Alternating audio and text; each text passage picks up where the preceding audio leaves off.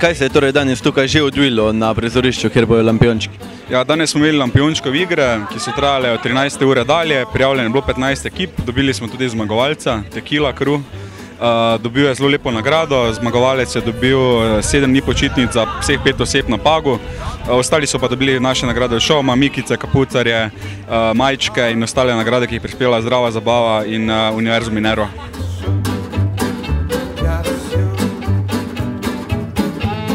Kaj vam je najbolje šlo od rok?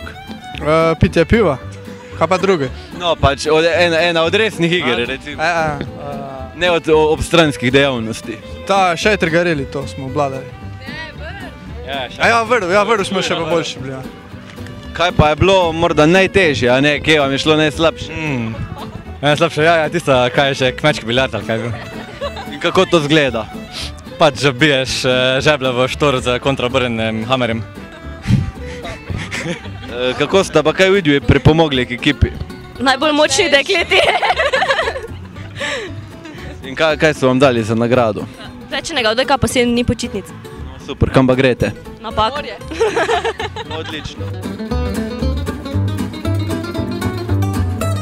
Kaj pa vi predstavljate danes na vaši stojnici? Šaleški študentski klub iz Velenja.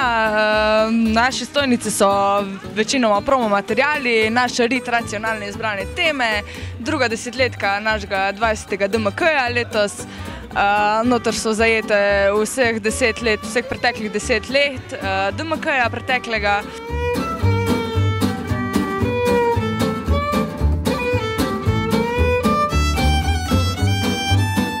Kaj ste torej danes vi predstavljali na vaši stojnici?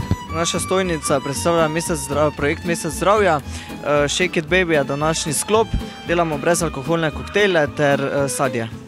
In kako so kaj šli v promet brezalkoholni koktejl? So šli dobro v promet, samo to še je ostalo, drugo pa vse šlo, tako da so bili osvežilni in dobri, tako so bili. Torej misliš, da bi zmogli študenti kakšno zabavo tudi brez alkohola? Seveda, tudi to se da.